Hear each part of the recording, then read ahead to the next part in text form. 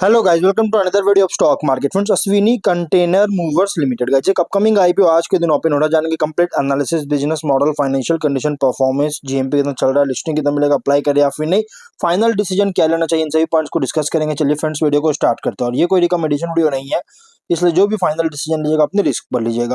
तो guys IPO जो है 12 दिसंबर ओपन हो रहा है आज के दिन। 16 दिसंबर क्लोज किया जाएगा। 10 रुपीज का फेस वैल्यू, 135 टू 142 रुपीज पर शेयर की प्राइस बैंड, 1000 शेयर्स के lot size, fresh capital IPO, book build IPO है। एनएसई एसएमई प्लेटफॉर्म पर लिस्टिंग होने जा रही है। और इशू साइज है 71 करोड़ का। 50 लाख शेयर्स का इशू किया गया। Choice security broking market maker है। और अगर हम बात करें इस कंपनी के अलॉटमेंट डेट का, तो 17 दिसंबर का डेट रखा गया। 18 दिसंबर रिफंड रिलीज किया जाएगा, शेयर्स डीमैट अकाउंट में क्रेडिट किया जाएगा। और 19 दिसंबर का लिस्टिंग डेट रखा गया है। ऑफर दिया गया क्यूआईबी, एंकर इंक्लूड नहीं करेंगे, ऑलरेडी एलोकेट हो चुका है 19% का। Big HNI 9.6%, small HNI 4.8%, retail में 33.3% ऑफर दिया गया है।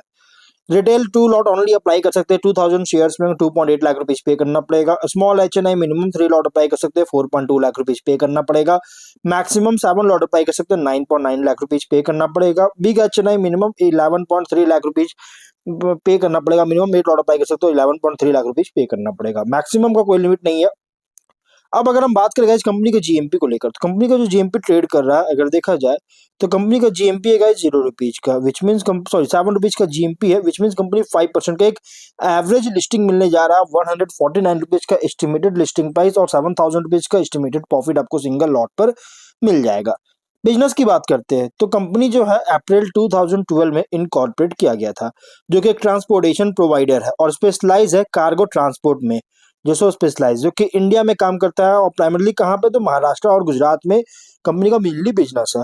और स्पेशलाइज है सर्विस ट्रांसपोर्टेशन में, जो सो स्पेशलाइज है गुड्स का, जो कि कंटेनराइज्ड लॉरीज का यूज करती है। और 30 सितंबर के अकॉर्डिंग लॉजिस्टिक्स ऑपरेशन जो है सपोर्टेड है खुद के फ्लीट कंटेनराइज्ड लॉरीज के द्वारा, जो कि लगभग कंप्राइज है 300 व्हीकल्स, जिसमें से इंक्लूड है 20 फूड और 40 फूड जो है सो व्हीकल्स इंक्लूड है।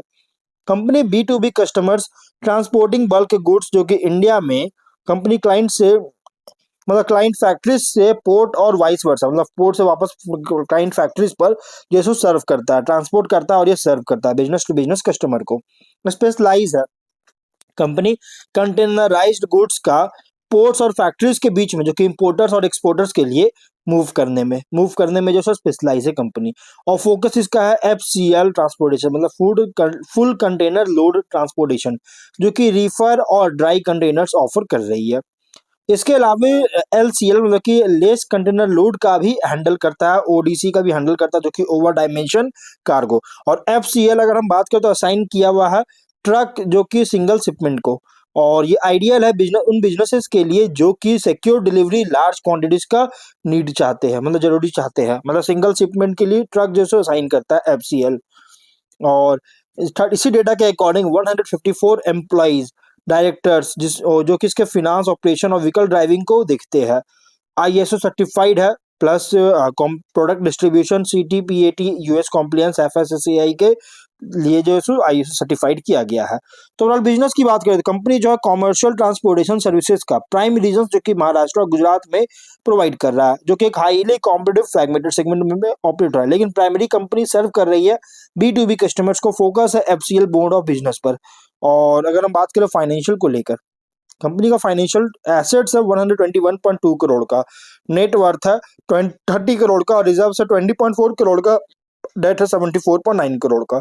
वही रेवेन्यू प्रॉफिट की बात करेंगे तो 23 में 77 करोड़ का रेवेन्यू, 2 करोड़ का प्रॉफिट, 24 में 79 करोड़ का रेवेन्यू, 1.4 करोड़ का प्रॉफिट, 25 में 96 करोड़ का रेवेन्यू, 11.4 करोड़ का प्रॉफिट है। और फर्स्ट हाफ में 56 करोड़ का रेवेन्यू, 9.9 करोड़ का प्रॉफिट है। फाइनेंशियल अगर देखिएगा ना तो टॉप 24 के बॉटम लाइन सफर करता हुआ देखने को मिला था, लेकिन उसके बाद वापस से 25 से बहुत ही शानदार स्ट्रॉन्ग ग्रोथ देखने को मिल रहा है। और फर्स्ट हाफ 26 में भी अगर देखिएगा ना तो बहुत ही स्ट्रॉन्ग बूस्ट करता हुआ नजर आ रही है, जो कि इसके सपोर्ट पर जो प्राइस बैंड रखा गया ना, बहुत ही ग्रीडी प्राइस रखी गई है।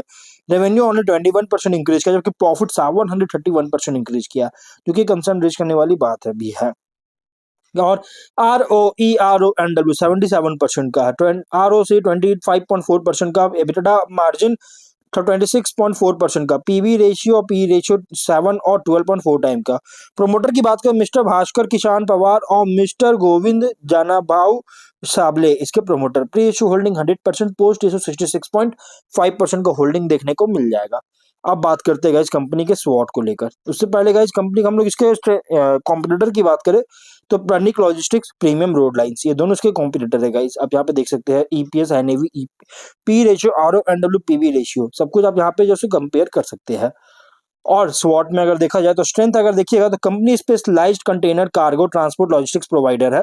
फोकस है एफसीएल, एलसीएल, ओडीसी पर, जो कि B to B clients transporting goods जो कि टू और फ्रॉम फैक्ट्रीज एंड पोर्ट्स के बीच में जो कि कंपनी सर्व कर रही है, जो कि क्रिटिकल लिंक है इंडिया की एक्सपोर्ट इंपोर्ट सप्लाई चेन में। और रिसेंट डिस्क्लोजर्स के अकॉर्डिंग इसका साइजेबल फ्लीट खुद का ओन किया हुआ है, लगभग 300 कंटेनर ट्रक्स का, जो कि ये एसेट जो है ना, एसेट ओनरशिप जो है इसके ऑपरेशनल कंट्रोल को और कैपेसिटी को देता है bulk of volume transport orders को हैंडल करने के लिए। फाइनेंशियल परफॉर्मेंस में भी स्ट्रेंथ ग्रोथ शो कर रहा है। लास्ट लेटेस्ट फिस्कल में अगर देखा जाए तो प्रॉफिटेबिलिटी बहुत ही शानदार, एबिटा मार्जिन, पीएटी मार्जिन बहुत ही स्ट्रांग देखने को मिल रहा है अगर बहुत सारे एसएमई लॉजिस्टिक्स पीयर से कंपेयर करें तो। ये आईपीओ से प्रोसीड ऑब्जेक्टिव क्या है तो कैपेक्स के लिए फंड यूटिलाइज करेगा, प्लान कर रही है, जिसमें इंक्लूड एडिशनल ट्रक परचेज करेगा, लोन रिपेमेंट करेगा, general corporate personal funding charge के लिए आईपीओ लेकर आया है। और इसी चीज से यूटिलाइज करके कंपनी फ्लीट को एक्सपैंड करेगा, इनो कैपेसिटी को इम्प्रूव करेगा और ऑपरेशंस के ग्रोथ को सपोर्ट करने में हेल्प करेगा। और ब्रॉडर इंडियन लॉजिस्टिक्स और कंटेनर कार्गो मार्केट जो है ना, ये एक्सपेक्टेड है ग्रो करने का, जो कि इनिशिएटिव्स के साथ जैसे फ्लाइट कॉरिडोर और completion plus port infrastructure improve हो रही है, जिससे डिमांड जो है कंटेनर ट्रांसपोर्ट सर्विसेज का के लिए डिमांड को सपोर्ट कर सकता है। और वीकनेस की बात करेंगे तो कॉन्सेंट्रेटेड जोग्राफिकली है, जोग्राफिकली कॉन्सेंट्रेटेड है, जो कि मेजर ऑपरेशन महाराष्ट्र और गुजरात में है, जो कि लीड कर रहा है रीजनल कॉन्सेंट्रेशन रिस्क का अगर डिमांड इंफ्रास्ट्रक्चर इश्यूज अगर अराइज होता है तो। Relatively small SME scale player होने के कारण गाइज, जो कि large national international logistics firm से कंपेयर करें तो स्केल इसका लिमिटेड है, बार्गेनिंग पावर बहुत लिमिटेड है, पोटेंशियली वल्नरेबिलिटी है कंपटीशन को लेकर, और इनपुट कॉस्ट इंक्रीज होता है तो। प्लस कोई भी ट्रांसपोर्ट बिजनेस के साथ कॉस्ट स्ट्रक्चर जो सेंसिटिव होता है, फ्यूल प्राइस, मेंटेनेंस, रेगुलेटरी और लेबर कॉस्ट का। वोलेटिलिटी अगर होता है इसमें तो प्रॉफिटेबिलिटी अफेक्ट कर सकता है। एसएमई आईपीओ का characteristics, lot size, minimum investment बहुत ही हाई है, 1000 आपको शेयर्स यहाँ पे मतलब कि मिलेंगे और लगभग 2.8 लाख रुपीज आपको पे करना पड़ेगा सिंगल एप्लीकेशन के लिए, जो कि स्मॉल रिटेल इन्वेस्टर के द्वारा जो पार्टिसिपेशन है इसको रिस्ट्रिक्ट कर सकता है, जिससे लोअर लिक्विडिटी जो है पोस्ट लिस्टिंग लीड कर सकती है। लेकिन अपॉर्चुनिटीज भी है, जैसे इंडिया की जो एक्सपोर्ट इंपोर्ट वॉल्यूम्स है लगातार ग्रोथ देखने को मिला है, जिससे कंटेनराइज्ड ट्रेड इंक्रीज हुआ है, लॉजिस्टिक्स इंफ्रास्ट्रक्चर भी इंप्रूवमेंट किया है, और डिमांड जो है कंटेनर ट्रांसपोर्ट सर्विसेज के लिए बहुत तेजी से इंक्रीज किया है, जो कि अश्विनी कंटेनर मूवर्स जैसी कंपनी के लिए एक रनवे दे रही है। और फ्लीट और एक सर्विसेज का भी एक्सपैंड कर रही है, जो कि और भी ट्रक्स ऐड करेगा, जो आईपीओ से प्रोसेस जो प्लान है स्टेट जोग्राफीज में, अदर स्टेट और जोग्राफीज में एक्सपैंड करने के लिए, और वैल्यू एडेड लॉजिस्टिक सर्विसेज और end to end supply chain solutions भी ऑफर कर रही है, जिससे डाइवर्सिफाई रेवेन्यू को डाइवर्सिफाई करेगा, मार्जिन को इम्प्रूव करेगा।